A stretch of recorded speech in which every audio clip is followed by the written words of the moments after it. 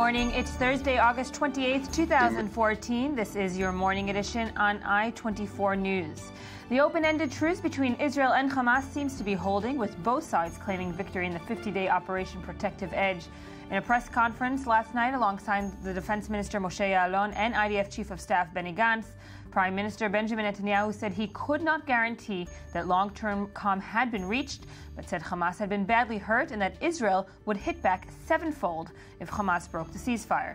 The Prime Minister called the operation a great military achievement and a great diplomatic achievement. Meanwhile, an officer and a civilian were injured as the Syrian war spilled over to the Israeli side of the Golan. In the last few hours, Syrian jets have been bombing rebel positions near the Quneitra crossing between Syria and Israel in the Golan Heights, and this is according to reports that are quoting Syrian media and local residents.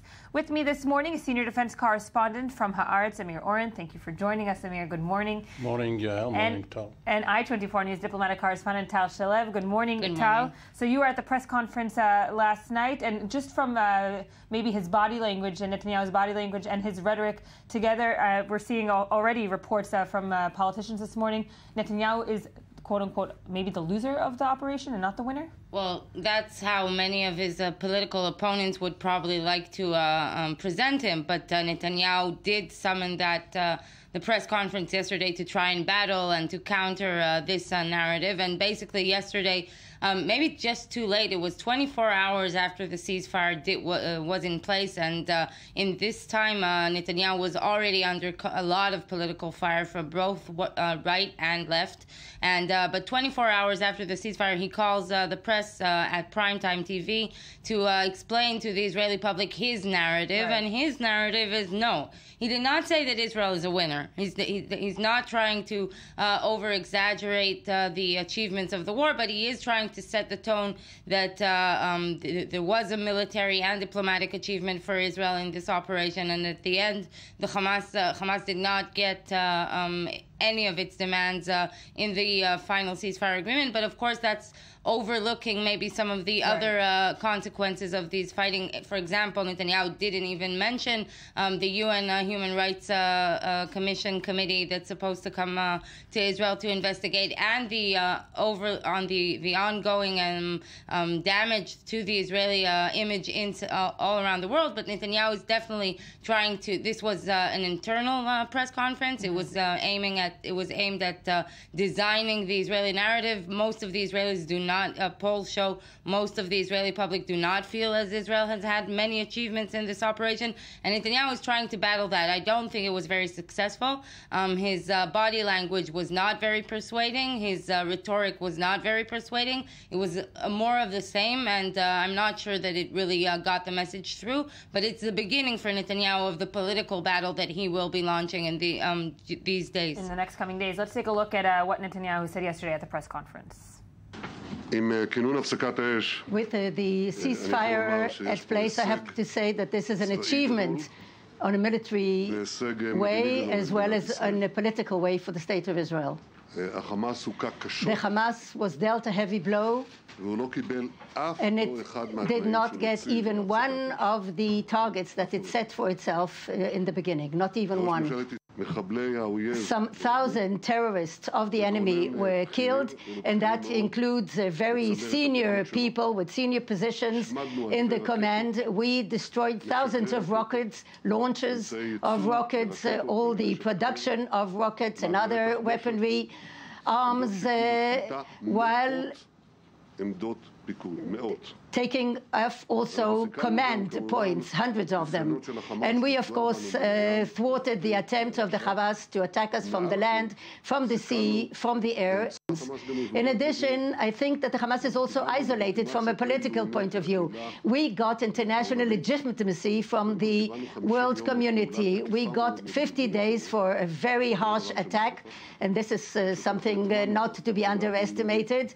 I think we also assimilated to the international community the fact that the Hamas and ISIS and Al-Qaeda and the either Islamic terror organization from the same family, we also assimilated the understanding that the target in the long run is the demilitarization of Gaza. All these are important achievements, side by side with the reorganization, I would say, of the regional forces in the Middle East. And this Middle Eastern change of the moderate forces in the Middle East creates a possible political horizon for the State of Israel, and I think that it has new opportunities for our country. Amir, I want to first touch upon what he said in the beginning, a great military achievement and a great diplomatic achievement, saying that the international community now understands what Israel is facing. Many will say that that's exactly the opposite, because of the pictures coming out of Gaza, of course. There's an old Arab joke regarding a peasant whose prize dog disappeared, and he suspects his neighbor. He barges into his neighbor's house, demanding to see the dog. And the neighbor says, "Why are you asking me? Why are you accusing me?" And at the same time, the dog barks from the yard. And the neighbor says, "Aha, this is dog." Said, who do you believe, a dog or myself? Who do Israelis and the international community believe? Reality or what Netanyahu is trying to depict? Netanyahu is speaking to several select audiences, the international community, namely President Obama and others, President Sisi of Egypt, Abu Mazen, Hamas, Israeli citizens at large and residents of the South. He cannot placate all of them. If he's talking about a peace process, and it is yet to be seen whether he is sincere or not, he cannot placate his right wing in the coalition. Right.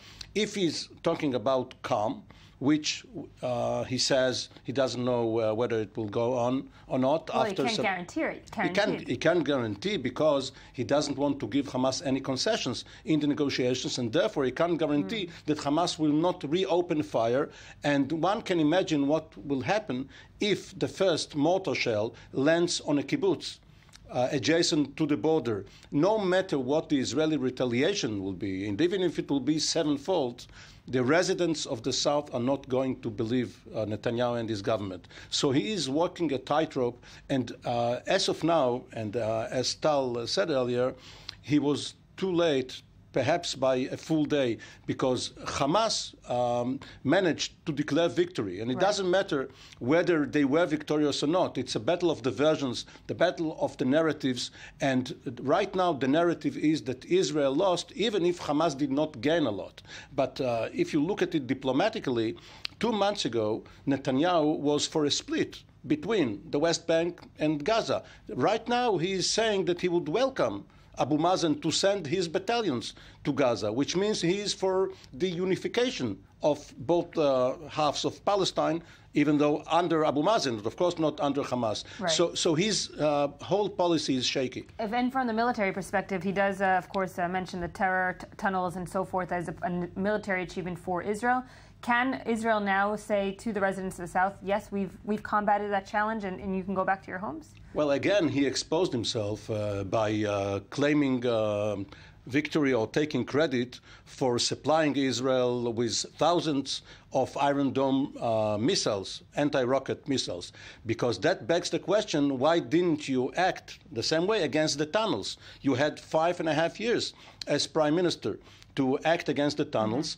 Had you done so, you wouldn't have to send combat troops, ground troops, to do it. Now, whether Hamas is already in the process of digging more tunnels, who knows? And especially the residents of the South cannot sit or sleep silently. And nobody can sign off on their security. Nobody can do that. And Hamas may prepare for the next round more tunnels just to show Netanyahu that he was wrong.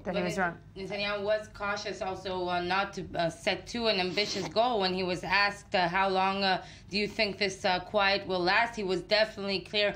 No one can know how long this... well, no one wants to take that responsibility also. No one wants to take that responsibility. And now Netanyahu is trying to present himself portray himself as Mr. Responsibility. That is his new logo, or his new slogan. So he's definitely cautious. He knows where he is. He knows where he's standing. And even before he gave the press conference, throughout the whole day, I don't remember a day like yesterday when very top officials from his office on all radio stations were explaining exactly the same thing, trying to put in this message to the public. I'm not sure it's succeeding. But we're going to just get a quick, apologize, we're going to get a quick update now from Danny Swibel, I-24 News correspondent on the Israeli-Gaza border. Danny, what's the latest this morning? We're 2 days into the open-ended ceasefire. So far, it's quiet. It's very quiet indeed. We are right now in the south of Israel on the Gaza border. Behind me, you could see Gaza City. Now, this area used to be filled with booms, incessant rockets and mortar sounds all day, including dozens and dozens of tanks. Right now, the only tanks in the area are the ones that you're seeing drive behind me and just leaving the tracks of the tanks. Residents are returning home. They're apprehensive. They want to make sure that this ceasefire does indeed hold. This is after 4,500 projectiles were launched into Israel over the last 2 months. Again, right now it's quiet. They were returning home. They're not sure if it's going to hold. President Netanyahu, Prime Minister Netanyahu said that this was a great success, that Hamas withdrew an attack that was bigger than anything in their history. And they're very proud of their success rate of 32 tunnels being destroyed, as well as 5,000 targets in the Gaza Strip. Again, residents want to return home. They are unsure if the ceasefire will hold indeed, and they wait to see if that will happen or not. Danny Swibel there on the Israeli-Gaza border. Thank you for that update. Amir, I want you to relate also to what Danny said, but also what Tal said. Senior officials of Netanyahu trying to express his narrative, that may all be political and not really international. Yeah, well, regarding what Danny said, Gaza was indeed target rich. This is the only thing it is rich in. But you don't count inputs, you count outputs. And we don't know yet what the output is going to be, whether Hamas is going to be deterred or not. Now, in your business of television, you go for ratings, you go for the people meter. So you hope that one of those anonymous 500 households who the ratings company would check is going to be impressed. Netanyahu's officials throughout yesterday tried to speak to those people who are called by public opinion pollsters, because they knew that that night on the evening news, Netanyahu's poll results would be announced. They failed because Netanyahu, it's presented here as a new law.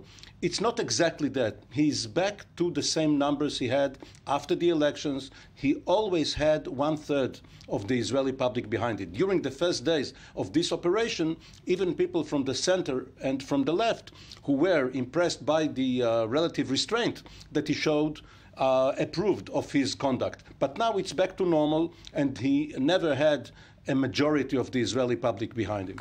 We're going to get a quick now update from another front, if we can call it that, and some will say it's not a front, it's just a spillover, perhaps, from the Syrian civil war. I want to speak now to Hamad Awidat, a reporter for Press TV and Syrian State TV correspondent. Hamad, good morning. Thank you for joining us.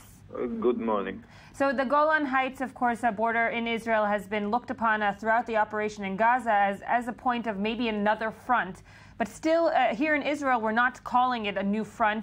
Would you say, from what you've seen in the past few days, that this is a front that will be heating up even more? I think it's not a new front. It's another dangerous about the terrorists and the ISIL, that they are in the northern part of this country.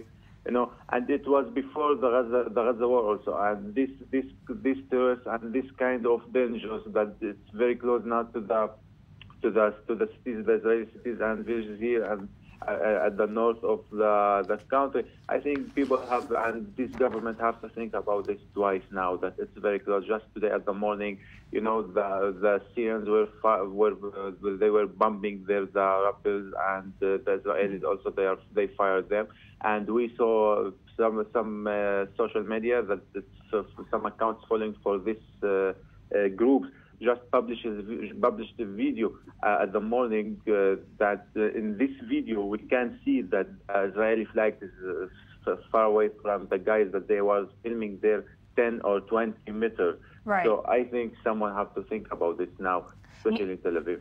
Meaning the forces, the rebel forces, and try to maybe decipher for us who is at the Quneitra crossing right now. You did mention ISIS, you did mention rebel forces, and of course the Syrian army has been bombing rebel positions near the crossing throughout the night. Who are the forces on the ground there in the Quneitra crossing? Who may have been the one that photographed the Israeli flag, as you said this morning? You know, it's a little bit complicated. If someone looking from far, we know and we can see that the Syrian army is bombing from one side. The Israeli army is bombing from the other side, and in the middle there is the rebel and there's the ISIL. It's mixed there. You can't say that it's the Free Syrian Army or the rebel or terrorists. Just it's kind of people, it's kind of groups that they are looking for the sky and they are moving around, having some weapons, and looking to kill everyone that is not accepting with their religion and accepting with their beliefs. That's what we have here. We don't have politics, we don't have governments, we don't have anything. Just two armies that they are enemies for more than 4 decades, the Syrians and the Israelis, fighting the same groups now. Just everyone is bombing these groups from his side. And have you seen an increase in the past few hours, more than what you saw yesterday? I know you spoke to I-24 News yesterday during the day. You were at the Quneitra crossing. You did see the explosions. In the past few hours, can you say there's been an increase in explosions or in at least sounds of war?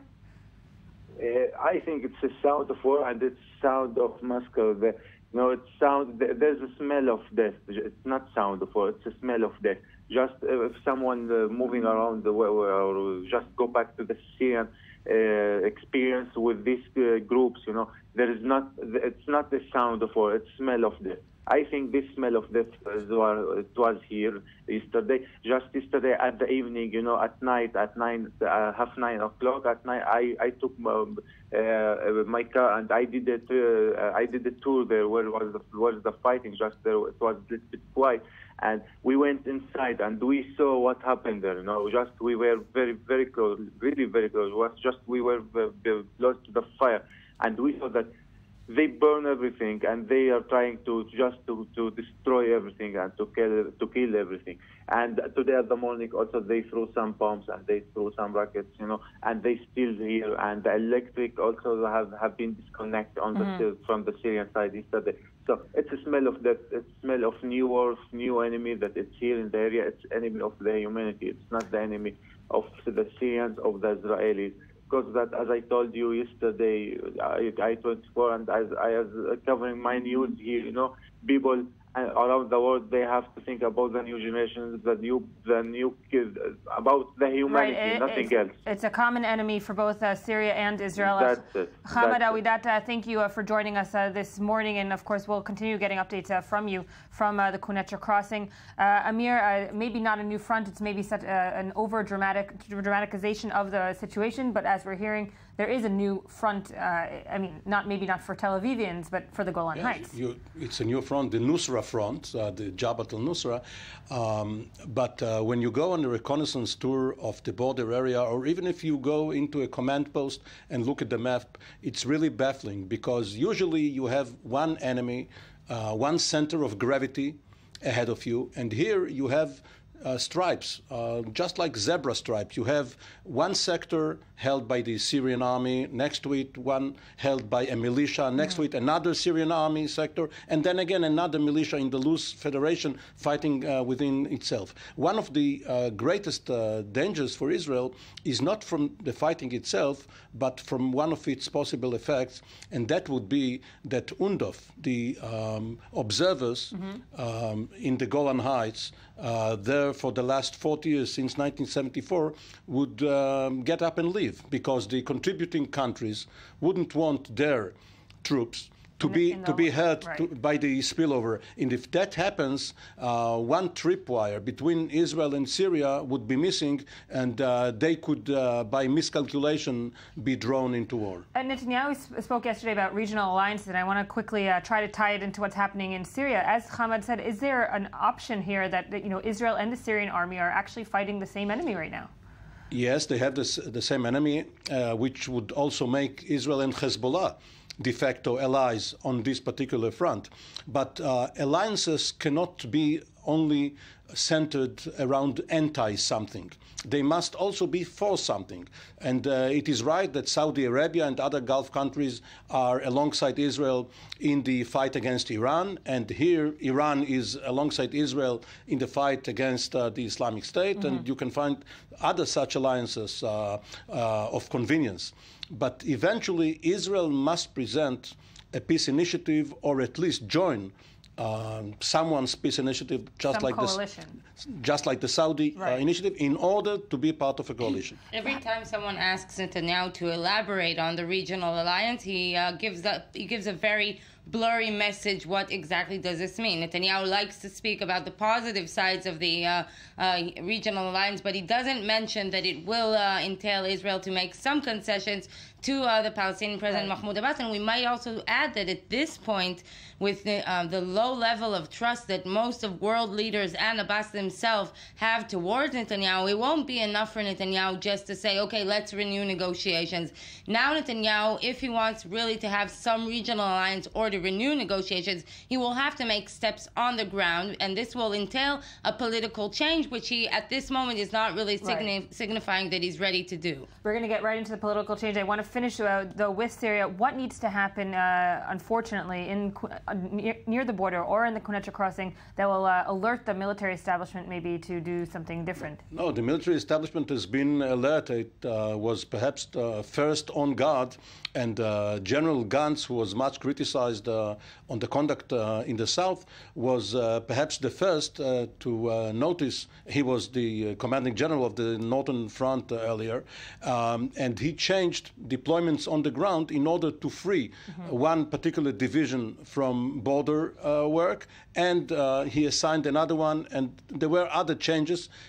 Israel is well prepared for it, but it is cautious. It doesn't have any interest in crossing the border, and its only task is defending the Golan Heights. But the ISIS, the Islamic State, as its name says, is operating in Iraq and in Syria.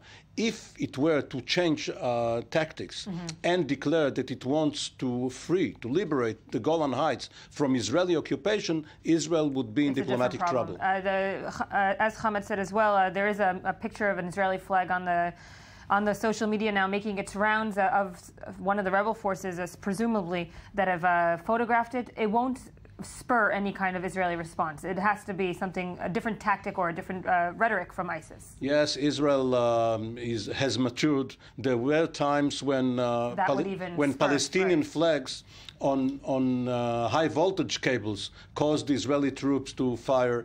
Now it will be restrained. So let them show an Israeli flag on the media. So Tal, back to politics here in Israel. And Netanyahu definitely doesn't need a new front opening. He has his own front within his coalition. People from both sides of his security cabinet, ministers, are threatening to leave the cabinet. And mainly it's Yesh Atid leader Yair Lapid's party who's now saying, we're going to leave.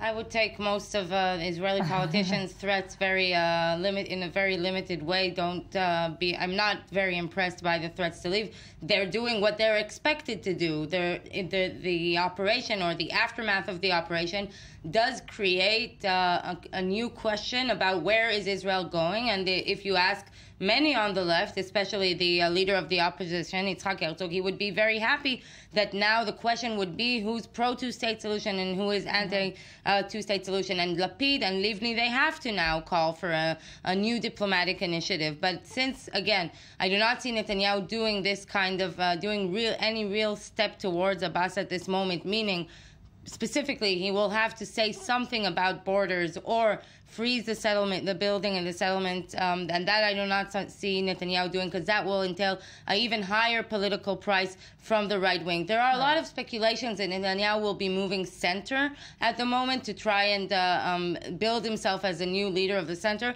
but I don't see that happening either. Netanyahu is in the midst of a challenging political situation, but it has been like that from the beginning. He's lucky that there's no parliament at the moment. The parliament is at recess. He has at least 2 months quiet. And when he comes back, the question or the debate will be economical debate, because it'll be looking about the budget. And maybe that is something that Netanyahu should be worried about. I heard yesterday one of the political commentators saying that the next elections will not be about security and diplomacy and politics and the foreign policy, because the Israeli public starts to understand that there's not such a big difference between left and right at the moment, especially not on treating Hamas, and that actually that the elections will go back to economic and social issues. And in that case, Netanyahu's Likud party is not on the high. It does not have much to present. But neither is Naftali Bennett's party or Lieberman's party, which have up until now used the Gaza war for their own political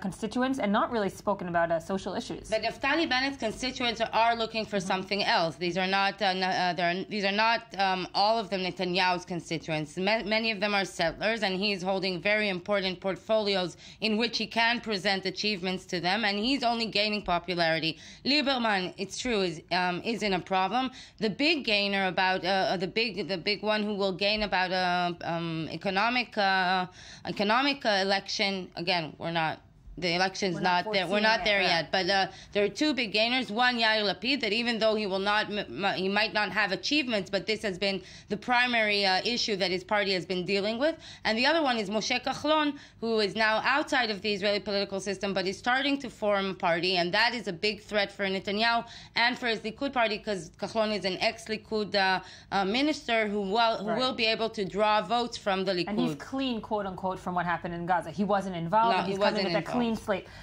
You mentioned Netanyahu may be going center, or maybe perceived as going center. Can we see perhaps a situation in which Labour now joins a coalition to push for a two-state solution? Well, I think it's taking it 5 steps ahead, as talking about elections is taking it 5 steps ahead. I think in order for the Labour, the right thing for the Labour Party is to join the coalition only if there's a substantial peace deal on the table. To join the coalition as another fig leaf for Netanyahu, not actually doing anything, would not be wise for Bougie Herzog, who needs to build himself now as an alternative to the Prime Minister, and not join him in just trying to meddle up any diplomatic initiative, as Netanyahu has been doing in the past 5 years. And we might be jumping the gun, as you said. We're a bit 5 steps forward. In the meanwhile, we're having the UNHRC Council that will backlash or put some serious pressure on Netanyahu, and of course internal inquiries. And where there's also, we don't know what's happening with the UN Security Council resolution that the U.S. has initiated. We do not know it's off the table. It could definitely be on the table, and in that case, it might and probably will include a clause that will talk about 1967 borders. Just to remind the context, we arrived at this point after 9 months of failed negotiations, which the Americans put most of the blame on Netanyahu for failing. And the international community, specifically Europe, do not have much more patience for Netanyahu. And everyone is waiting to use these circumstances to try and bring Netanyahu to commit to something that he wouldn't commit to otherwise. Tal Shalev, thank you for joining us this morning. Amir Oren, thank you for joining us. We're going to go straight to the I-24 news desk for some headlines. Next up, we'll be speaking about Ismail Haniyeh, who left his bunker after 50 days of war. We'll be right back.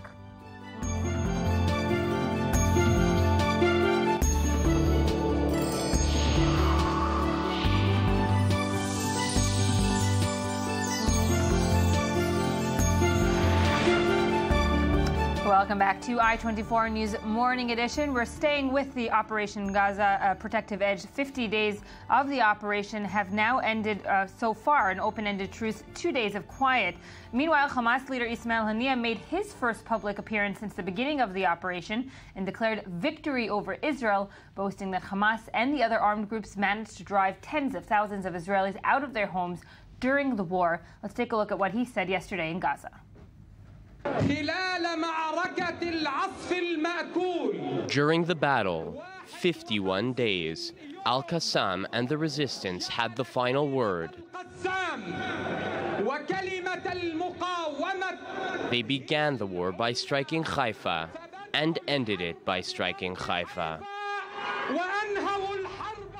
With me now in studio is Ali Waqid, I-24 News senior Middle East analyst. Ali, of course, this is something that could have been expected. It's not new to Israeli ears. We knew that Hamas would be declaring victory, but in any case, Ismail Haniyeh has not been seen for 50 days. Yeah, all the leadership of Hamas had not been seen for 50 days, and it was expected. I think Hamas, as part of the lessons of the previous two rounds against Israel, decided this time to not allow its leadership to be almost free.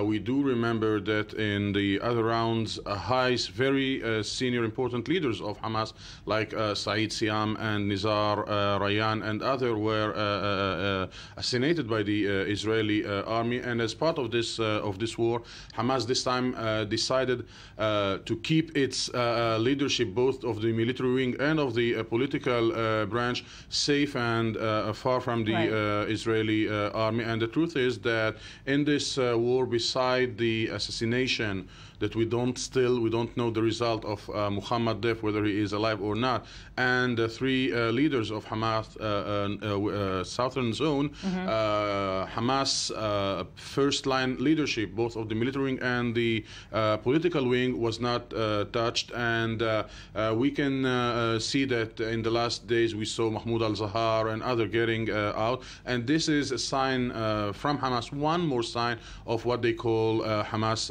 victory in this round of confrontation. But is there a difference between the leaderships now that the war has so far ended and the calm has been instilled back to the Gaza Strip? There are those that have been in the Gaza Strip throughout the days, as you said, Azahar and Haniyeh and so forth, that have been underground, and there are those that have been in Qatar the entire time and have trying to pull the strings there. Khaled Mashal, for instance, are they still in sync? Are they still unanimous in their thinking? Or maybe the Palestinian street is now looking at Haniyeh as more of a hero, for instance, for coming out and saying what he said yesterday, and Khaled Mashal is irrelevant. Yael, well, I smile sometimes when I see those comparisons. You know, the majority of the Palestinian people doesn't live in the territories.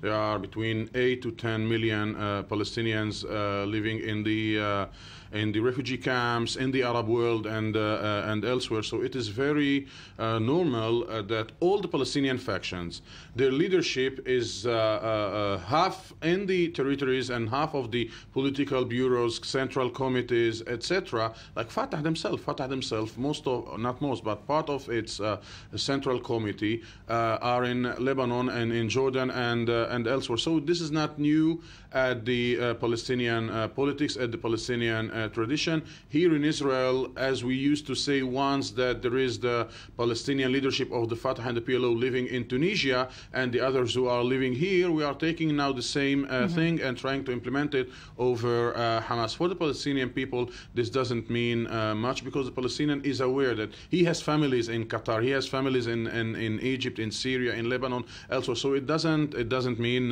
much. But the truth is that for some elites, intellectuals, they think that the hard line that was guided by Khaled Mashal was not fair vis-a-vis the people in the Gaza Strip, who them are facing the day-to-day Israel. He won't pay a price for it.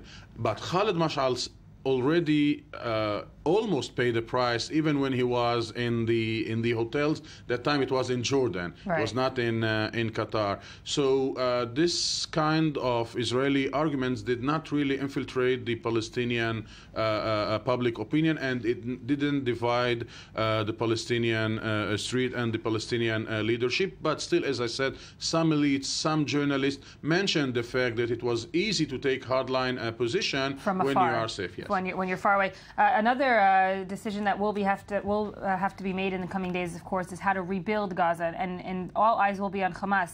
How many people are really out in the streets supporting Ismail Haniyeh and so forth, and how many are actually back home and wondering how they're going to rebuild their homes and rebuild the Gaza Strip? Well, we talk about between 100,000 and 150,000 Palestinians in the Gaza Strip who lost their houses because the house was partially demolished or fully demolished. demolished, Hamas will keep enjoying an important part of the Palestinian population, no matter what happened. Hamas had important masses that will support Hamas, no matter what happened. But of course, all polls shows that, and surveys shows that if elections take place in the Gaza Strip, there is a big chance that Hamas will lose this election. Now I want to say we are talking about rebuilding Gaza. I will say let's wait to see what is the role that will be given to Hamas in this building project of the Gaza Strip. Because why? Who will be supervising it? Because in 30 days the negotiations will start, and if Hamas will feel that all the sides, Palestinian Authority, Israel, and Egypt, and the sponsors, the brokers, Saudi Arabia and others, will try to exclude Hamas from the new arrangement, from the new future of the Gaza Strip, and if there won't be important concessions from the Israeli side, I don't exclude the possibility that Hamas will once again renew the resistance and renew the shootings over Israel. So we are very close from the beginning of the reconstruction, but we might be close to the escalation once again. Netanyahu waited 24 hours until he spoke to the Israeli people, saying that he got a lot of backlash in the media, in the Israeli public, whereas Hamas went right to the streets and started speaking to the people. Have you heard anything from the Arab media about Netanyahu's speech yesterday in the press conference and how he's portraying Israel's victory in the war? Yeah, in the Arab media, there is a division whether Hamas or Israel won the war. In the Arab media, some of the reports focused over the gestures, the body, the face of Benjamin Netanyahu, the way he spoke to describe whether he was under pressure because of the military operation, or under pressure because of the political pressure that he is facing inside his own cabinet, inside his own government. But we can see the same division. Most of the Arab media define the war as a Hamas victory. Of course, in the Saudi media, in the Emirate media, and in the Egyptian media, most of the columnists thought that Hamas lost the war, or at least even if it had won, the Palestinian population in the Gaza Strip lost their lives. And of course, that we can cynically say maybe that's Netanyahu's regional alliance that he keeps on going back towards. Ali Waked, thanks for joining us. We're going to hear now from our I-24 News correspondent, Anthony Grant. You're here with some headlines from around the world. You've also been following the Arab media throughout the operation. Yeah, I mean, basically, good morning. Of course, what Ali says is very true. I mean, the newspapers in Qatar are saying, we won the Gaza war, and use of the pronoun is quite telling. But otherwise, yes, in Egyptian press kind of treading more neutral territory, you might say. And of course, this being the Middle East, the attention is already shifting to other hot areas. And just want to mention briefly, of course, New York Times headline here, which is from late yesterday, that Syrian rebels seize crossing point with Golan Heights. And we've discussed that, but the picture is that they ran is quite dramatic. Absolutely. And Israeli farmers were asked to leave the areas around because of pictures such as these. And as we spoke earlier this morning, according to reports, shelling has started bombing rebel points in that area. By Assad's forces, I believe. Yeah. For the moment, I don't think the rebels will try to turn their weapons against Israel. But we are talking about all the rebels there are Al-Qaeda affiliated groups. There are no secular, liberal, moderate. So forth. Among the jihadists, we define them as the more moderate if we compare them to the Islamic State. But we are talking about jihadist group that in one decision can turn against Israel. For the moment, I don't see it happening. And the truth is that in the past, we saw the rebels taking control over this border with Israel, but the Syrian army, at the end of the day, the regime succeeded to take it back. To take it back. Well, so, anyways, it's interesting to see how it was started off in the Israeli press, and then, of course, international, picking up on this international situation. Back to Hamas for a moment. Tablet ran an interesting story about a former AP correspondent named Mati Friedman, who explains sort of why she thinks that there's been so much that the international press has gotten wrong about Israel. And what prompted the article was all of the talk in the media about Hamas intimidation of journalists. And this former AP correspondent says that she saw this herself when she was covering fighting in 2008, 2009. Matthew Friedman, he saw it, And that according to the correspondent, that Hamas fighters were dressed as civilians and being counted as civilians in the death toll. And because of a threat to their reporter in Gaza, they suppressed, the AP did, that detail. So again, it's interesting information to see coming out now. And a very interesting read on tablet. Absolutely. What else do you have? We also have, on a completely different note, in Europe, the Wall Street Journal reports the hot water that Christine Lagarde is under. She, of course, is the head of the International Monetary Fund, and she's been put under investigation by a very prominent French court, not because of... You know, it's like a competition between the French and the Israelis, what politicians can go to court more often. Exactly. I mean, last we checked up on the French, it was Nicolas Sarkozy who was under investigation.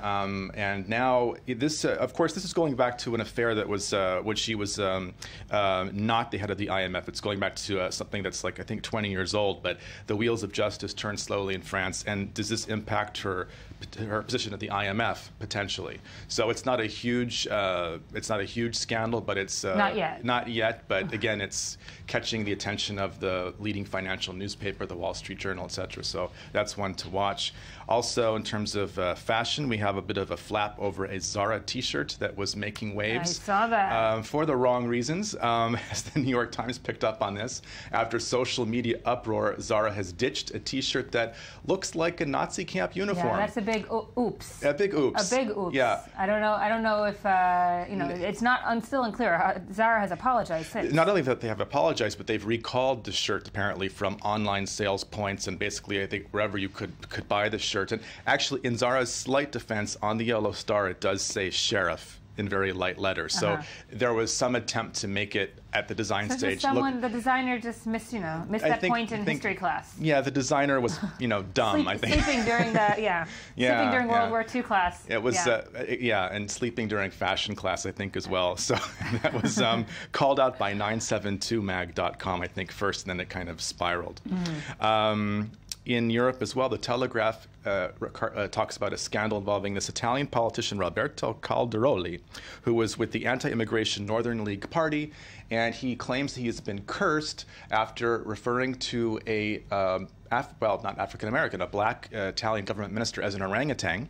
And he's being prosecuted for that. But that's not news. What's new here is that he believes that the politician in question's father put a curse on him. Right, and what's happening to him? Well, he broke 2 fingers. His mother died, and he's got 2 broken bones in his back. And he thinks it's because he was cursed. It sounds like voodoo, so he's calling for an exorcism. And he may want to reach out to Pope Francis in his own words. So yet another political scandal in Italy. We go from the French politicians in court, and I made fun of the Israelis, but I think the Italians are taking it this time. You can always count on Italians. They invented opera, so a lot of drama in that country. In Egypt, Al Arabiya reported on a disturbing thing that happened in Cairo the other day. There was an upscale sort of sports club outside of Cairo where people were finding poisoned cats. Aye. And not only were they finding them, a lot of them, but people were organizing a protest starting in social media, like dressing up as cats to sort of say you shouldn't be doing this to animals. Apparently, some members of this athletic club thought the cats were a nuisance, and so the managers, took them out like rats or something like that. So that was disturbing. But there is animal cruelty awareness in Egypt, so I think there's going to be some progress coming from that. And lastly, Hurriyet reports on a latest flap in Turkey to cause some controversy with the new Turkish president, actually, Erdogan, who apparently has bought himself a nice private jet. And Turkish opposition parties raised parliamentary question on this new presidential jet, questioning where the funds actually came from to get this Airbus. And again, it's Erdogan acting presidential, presidential jet. It's the least that you can give to Erdogan. He'll shut your YouTube off if you don't give him that jet. You need to give him that jet. Is there Wi-Fi aboard the jet? We don't know. But is there Twitter there? This is the recurring theme. And Netanyahu has plans to have a new plane. I mean, of course, Air Force One in the United States gobbles up a lot of budget. So it's kind of a familiar refrain, but now we're seeing it in Turkey as well. Quickly, we have one more, right? Phoenician Mediterranean. Yeah. Phoenician shipwreck found off the coast of Malta is being considered the oldest shipwreck potentially in the entire Mediterranean. Ooh, can you dive there?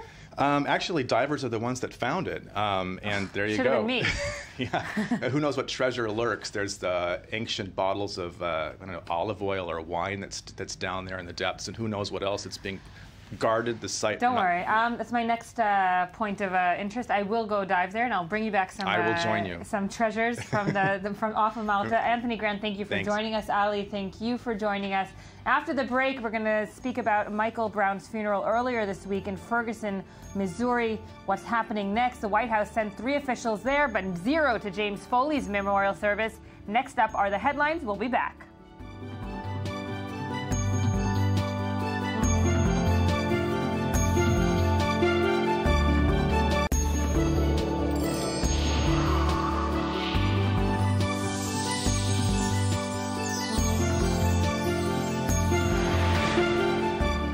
Good morning. It's still Thursday, August 28th, 2014. Welcome back to the morning edition on I-24 News. We're going now to Ferguson, Missouri, where police are reducing their presence on the streets of the city, which had been the site of clashes between demonstrators and police that led to scores of arrests after the shooting of 18-year-old Michael Brown on August the 9th. The worst of the violence does appear to be over, and the protests are beginning to subside, but many questions over racial strife, civil unrest, and the police force remain still open. With me for the next half hour is I-24 News Senior Editor Ruti Sinai. Ruti, thank you for being with us. And I-24 News Economy Correspondent Daniel Roth. Thank you, Daniel, for being with us. Hey. So you filed a report in the beginning of this week, right after the funeral of Michael Brown, something that perhaps is a turning point. Yes, the protests have subsided, but questions are still lingering over the heads of many in America. Yeah, it's...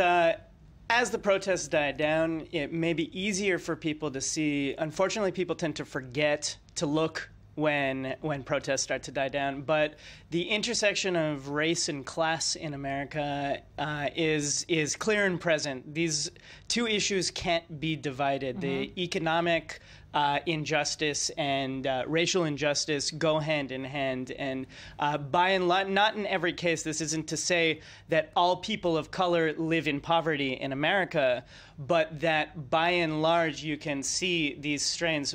People living in poverty tend to be people of color in America, right. And people who are upwardly mobile tend to be white in America because of the systems in place. Let's take a look quickly at your report from the beginning of the week, and we'll continue to chat. Protests continue 2 weeks after police officer Darren Wilson shot unarmed black teenager Michael Brown 6 times in the 21,000-person municipality of Ferguson, Missouri. Racial tensions run deep in the municipality, where 67% of the population is black, but only 3 of the 53 police officers are. Economics are front and center in this ongoing reality.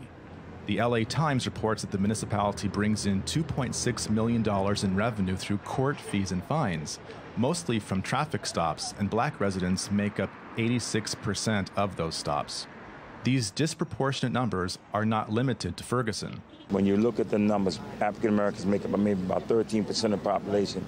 But yet, for example, 80% of the drug arrests are African Americans, those that are incarcerated at just huge numbers. We're talking about something like 6 to 1. Analysts paying attention to the connections between race and class in America are not surprised by the boiling over of tensions. Case in point, a study out of Brandeis University shows that the wealth gap between blacks and whites in the U.S. tripled from $85,000 in 1984 to $236,500 in 2009. According to the Brookings Institute, unemployment in Ferguson more than doubled from 5% in 2000 to 13% in the 2010 to 2012 period. In the same period, the number of poor residents doubled to 1 in 4. And for those that are employed, inflation-adjusted average wages dropped by 1/3. Indeed, the African-American population of Ferguson faces growing economic challenges, and these realities are not limited to this time and place. Last summer, during the 50th anniversary of Martin Luther King Jr.'s Civil Rights March in Washington, President Obama acknowledged that these issues run deep. Yes, there have been examples of success within Black America that would have been unimaginable a half-century ago. As has already been noted, black unemployment has remained almost twice as high as white employment. Latino unemployment close behind. The gap in wealth between races has not lessened, it's grown. Cases like the shooting of Michael Brown are, unfortunately, not uncommon. The interconnectedness of racism and classism in America is a reality that must be reckoned with as the country looks ahead. Ruti, every time incidents such as these happen, and unfortunately they do happen periodically in the United States, everyone is looking about this now. Is this a trigger for change? Is this a trigger for change? Can we see that this will change something not only in Ferguson, Missouri, but throughout the United States? No. It won't change a thing. And that's because the media has left. I tell you, I'm not being facetious. Look, you have to look at things long term. The black people who now live in Ferguson, which is basically suburban St. Louis, are people who moved out of the inner city ghettos, looking for a better life, looking for a little plot of land, and the red brick roof and white picket fence, and they made their lives in Ferguson. Ferguson is actually a fairly integrated community. It's not segregated. There are blacks living beside whites, and on the surface it seems fairly idyllic. And also on the protests on the streets, we saw a mix of protesters. Yes, absolutely.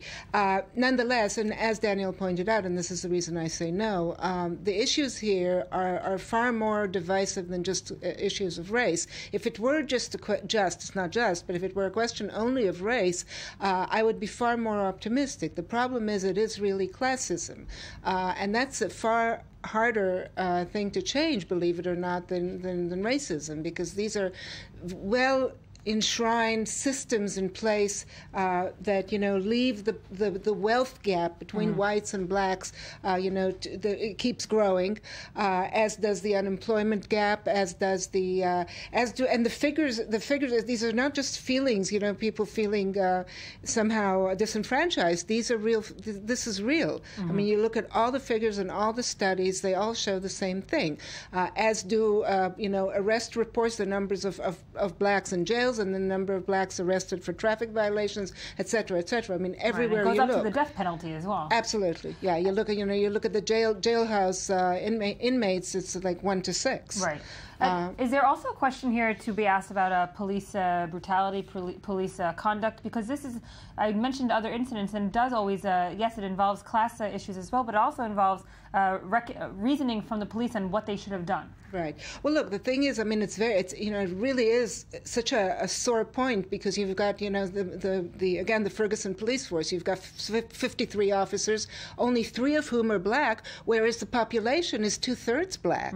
So, this just obviously makes people very, very frustrated. The whole government, the governor, of course, the mayor, the entire. I mean, there's very few blacks in senior positions in Ferguson and in other neighboring counties as well. And it's just, it's self-perpetuating somehow. Now, perhaps these horrible weeks will somehow, I mean, people are talking about it, this may be a wake-up call of sorts. But as I said, I'm not very optimistic.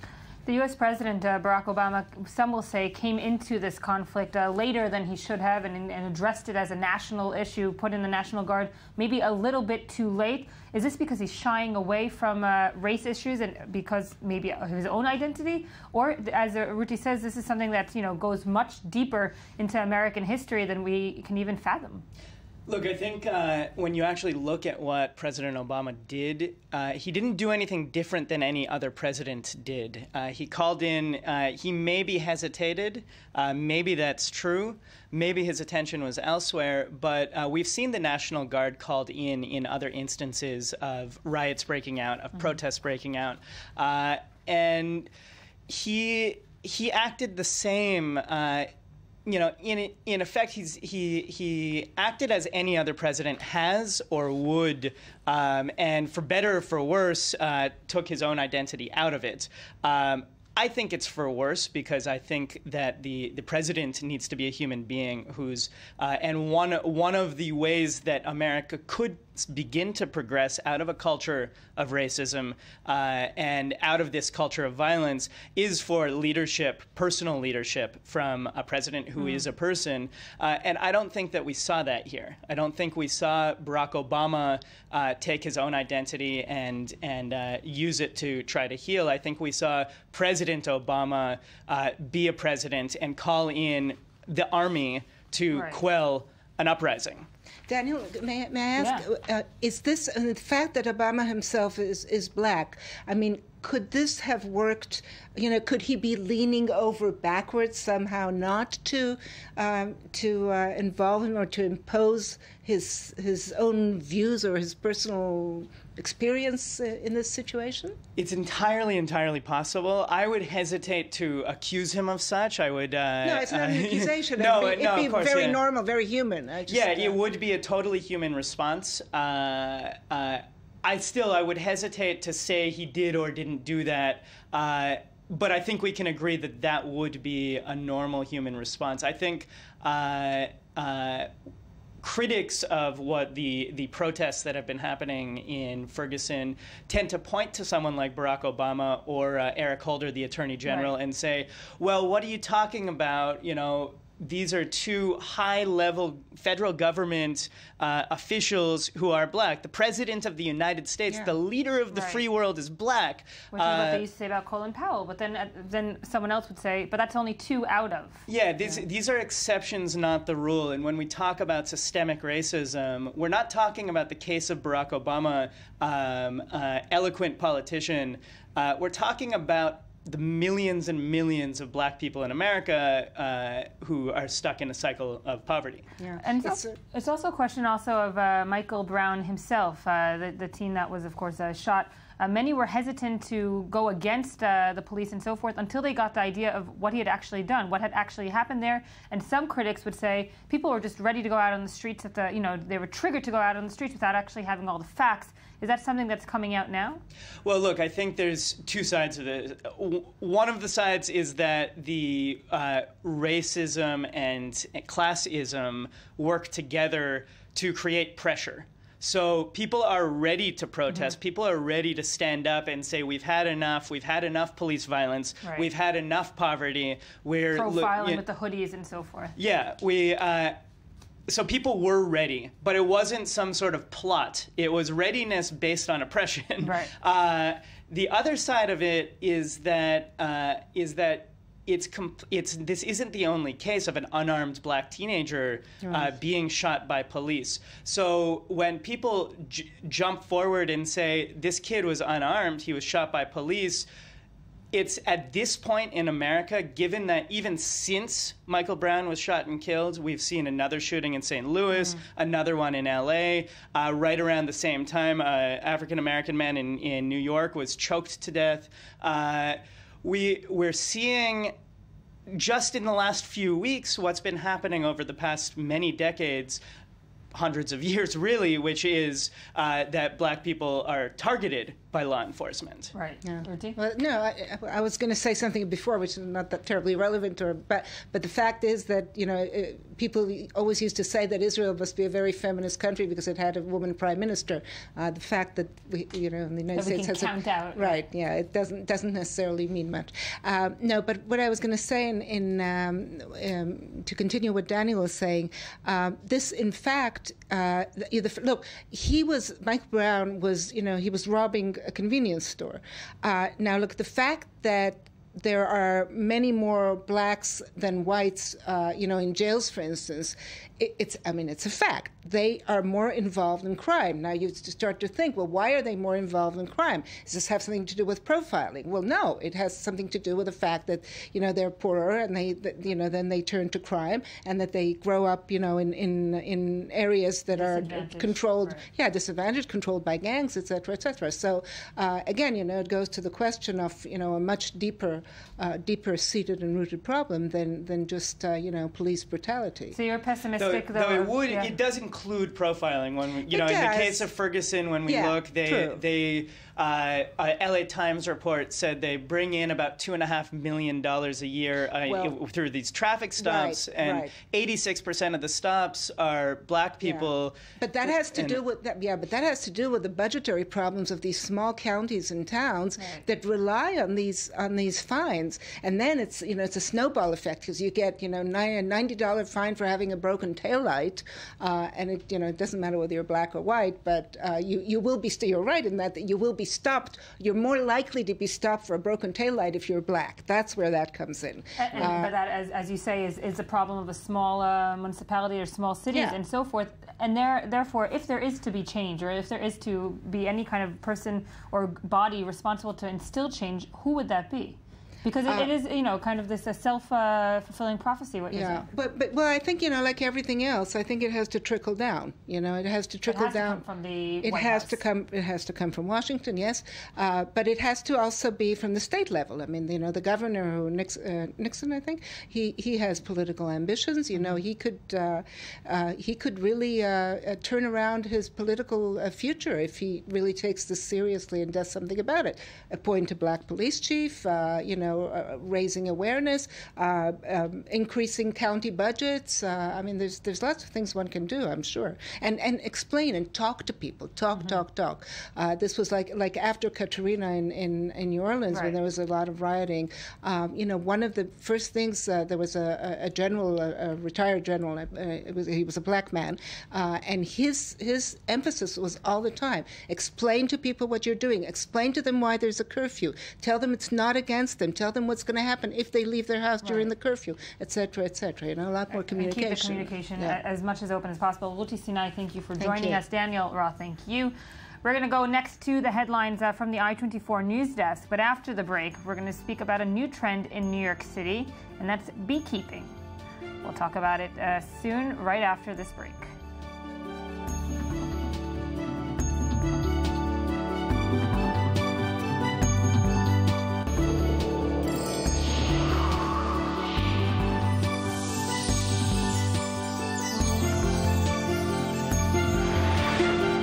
Welcome back to I-24 News Morning Edition. We're now joined by the journalist Netta Chituv. Netta, thank you for being with us. Thank you. And still here is Anthony Grant. Anthony? Hello. How are you? Good, thank you. I hope you got some new headlines for us. I do, yes. Okay, but we're going to start whenever you want. Whenever I want. Good, I'm waiting. But we're going to start with a new trend in New York City, Anthony. New York.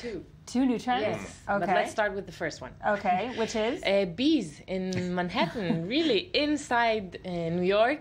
Actually, it's been 4 years since keeping bees in Manhattan is legal. In 2010, they've decided to make it legal. So there are many, many hives. It's actually really going well. And who wants to keep bees? Who are these people?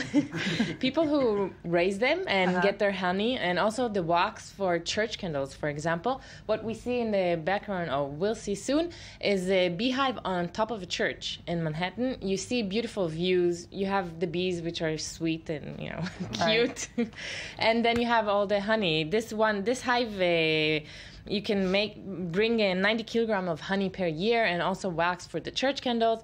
It's really, really popular. The guy that we see there is Andrew Cote. He's the master of the beehives of New York, and he has 50 of them inside really the city, and he makes money out of it. He's like a farmer, an urban farmer. An urban farmer. Is there any advantage to having them in urban areas? He says that their honey is cleaner if it's an urban bee because there are less pesticides in the city, and you use... It's like an oxymoron even, yes, right? Yeah, exactly. Less pesticides, but more taxi fuel and pollution, yellow cabs on your flowers, he actually makes money out of it. You use land that is already there. They're really good for the city because they, help the flower community grow and flourish, and people enjoy them. They're not dangerous. And this guy also, sometimes they find homes where they're not welcome. So he's an expert on how to move them. Exactly. I mean, luring them out I of want the to home. say that, of course, it is a good buzzing trend, as you said, in New York City. Yes. But I wonder how many people have gotten stung since it became legal. I think it's worth noting that the rooftop of the Paris Opera House, they've got a beekeeper up there. Maybe that inspired some people in New York to do it. Yeah, an inspiration. And beekeeping is a whole profession in itself. It's a whole profession. This guy is the master, and he has students. It's very popular to be his student, and it's going from generation to generation, and it doesn't seem to go away. If all else fails here in Tel Aviv, you can be a beekeeper, be a beekeeper. Ramadan or something. Why not? As the towers go up and make honey. And bees are. There is the myth. We're not sure if it's true that they're disappearing. So people really, they care for bees these days because I don't know. They're kind of people seeing them. Right. Nature in its whole, right, in a way. And maybe so also the organic trend. And, yes, exactly. Eating. But there's another trend also coming out of New York City. Yes, who knew? In the parks of New York City, there are people who are foraging for food.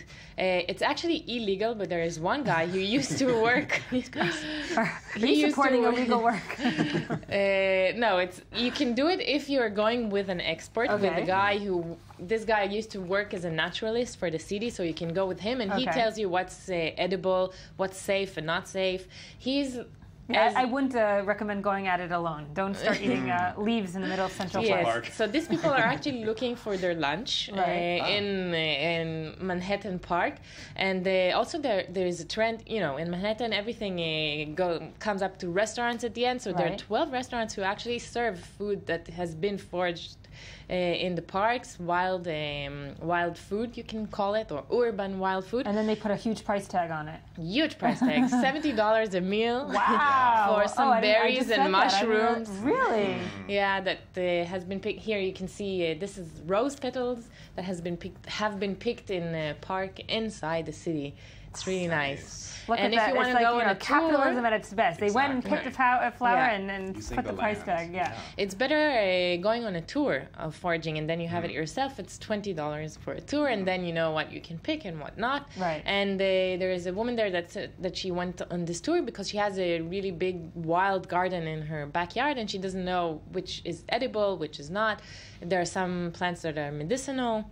The naturalists who are in favor of are pro this trend, they say that it's the best thing you can do to the environment because you don't waste land for crops. They always grow back again, and you are connected with nature. And do you know any of the nutrition? Is there good nutrition? Yeah, good. Yeah, there are berries, herbs. You can make really calming tea. It's not fat. Nice. Mushrooms, they're always good. Yeah, watch out for the mushrooms though. Yeah, careful which mushrooms. Be careful with those mushrooms. Yeah. So we're staying now in the United States. Yes, and moving to in urban places, but we're moving to California, where Anthony loves the story. Home state. This year was a severe drought, as every couple of years in California. So the city and the water authority decided to go on a big campaign to ditch the lawn and move into a different type of garden. They made a survey and they found out that 60% of water from sprinkles is actually wasted. It's not doing any good for anybody, and there is a severe problem of water. So if you ditch the lawn, you get a really big subsidy and some money to organize your back lawn.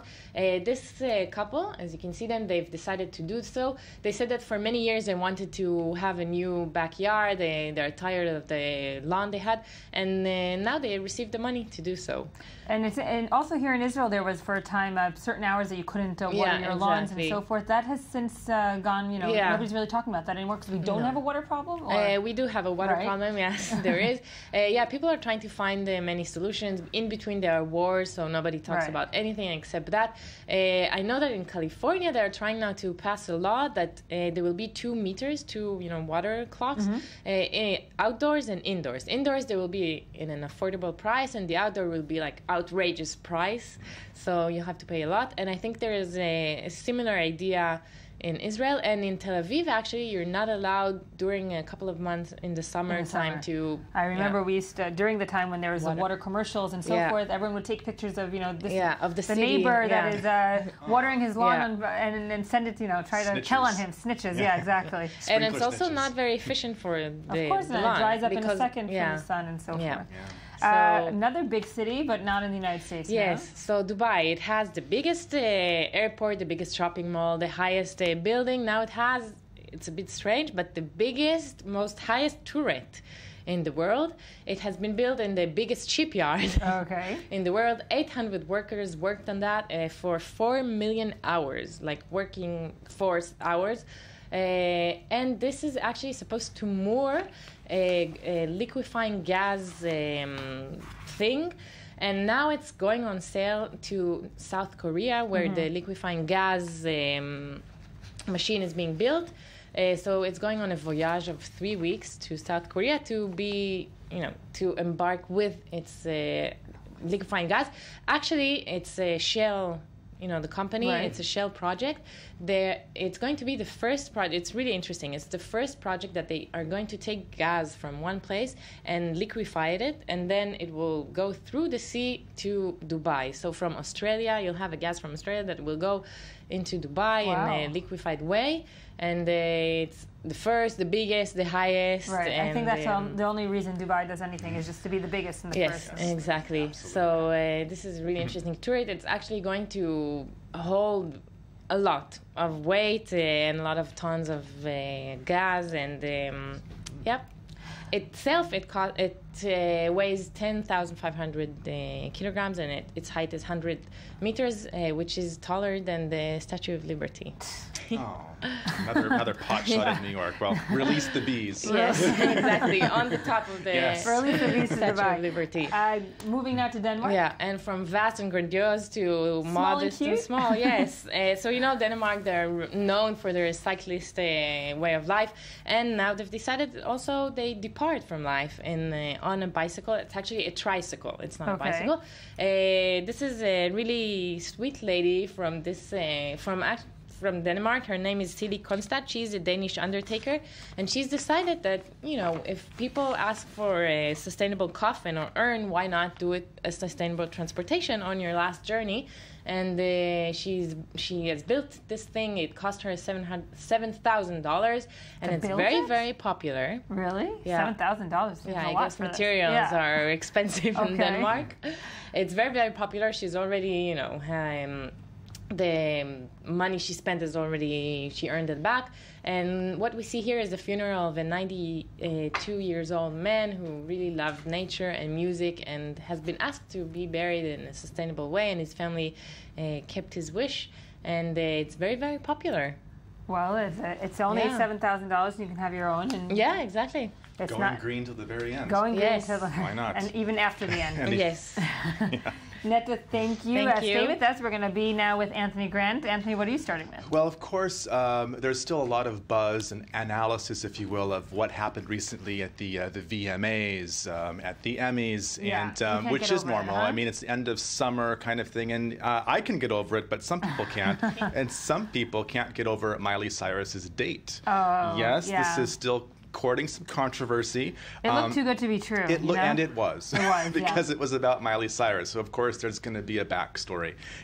Her date is this 22-year-old guy, Jesse Helt, who actually, Miley was trying to raise awareness to homelessness issues in the United States, which, kudos to her. But the guy's still in hot water because there's a warrant out for his arrest because he once broke into an apartment building in his native Salem, Oregon. And so there's that little legal matter to clear up.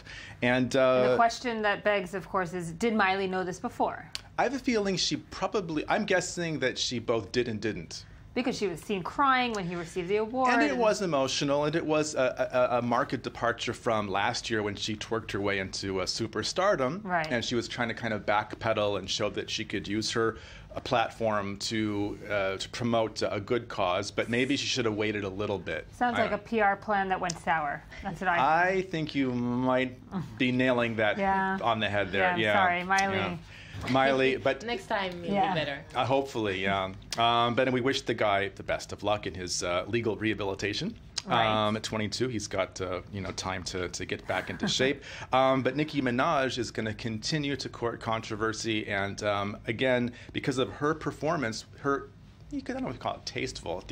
Her dress popped open. Well, wardrobe malfunctions aside, people are saying, did MTV censor her show, her performance, to only show child-friendly parts of the performance? We don't know, but apparently MTV picked up on just certain angles to put her in a more family-friendly light. Of course, this is the actual clip from the show. I mean.